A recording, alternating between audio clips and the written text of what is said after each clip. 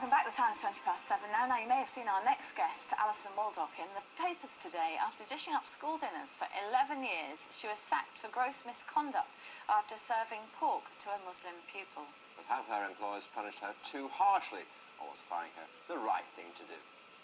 I can understand the school's perspective, but it's a systemic issue. It's not the fault of the dinner lady, it's the fault of the school itself. It should have procedures to prevent this happening. It's their job, yeah.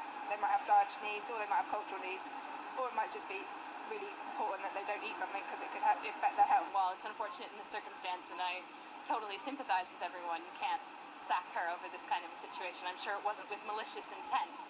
Well, a mixed range of opinions there. We're joined now by Alison Inayat Bunglawala from campaign group Muslim for UK and UKIP leader Nigel Farage. Welcome to all of you. Alison, just take us back to that day in April. What actually happened?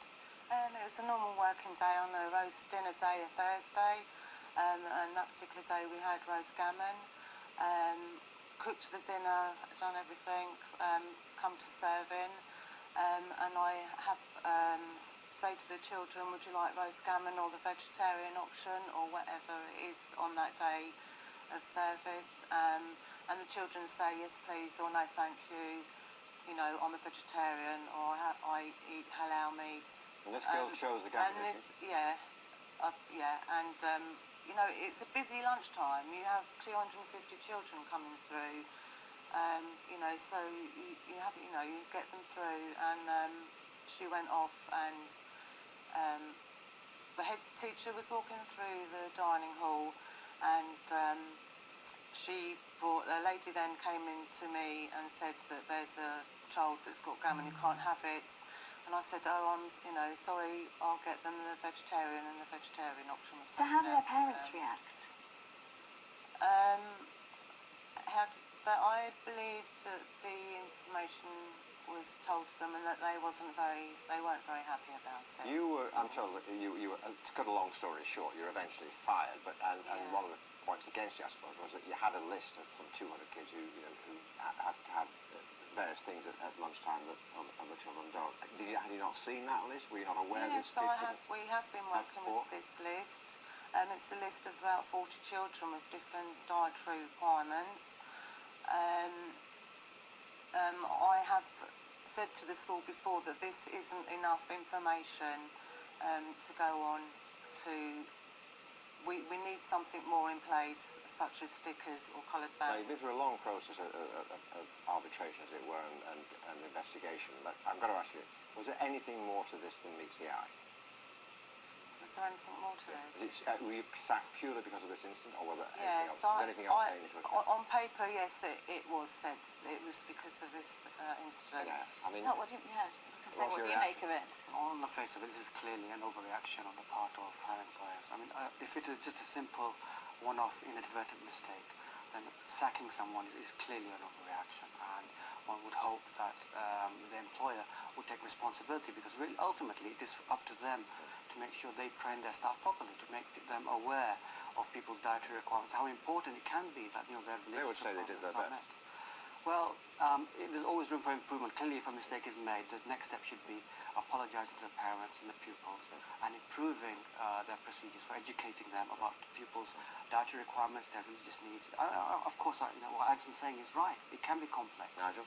Well, it's outrageous, isn't it? We've all made mistakes in our lives and in our jobs.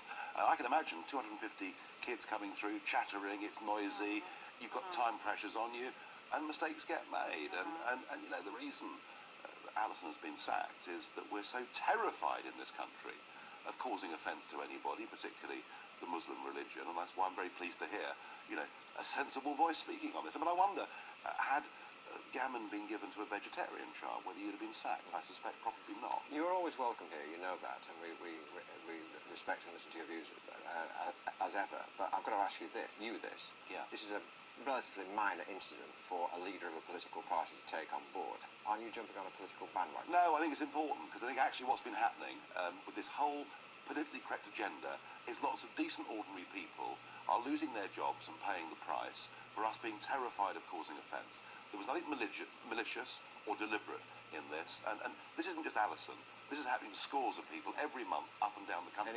She's just got the courage to come and talk about it. Quick response to what Nigel said.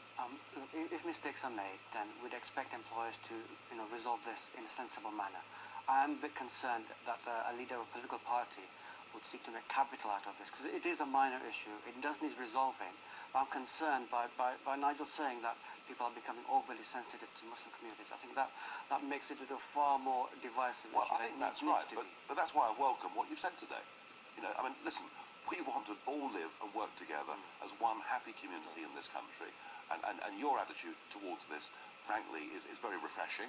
I'm delighted to hear it, but she's a member of a union, the GMB. Shouldn't they be doing more to fight her? Last word to Alison, yeah.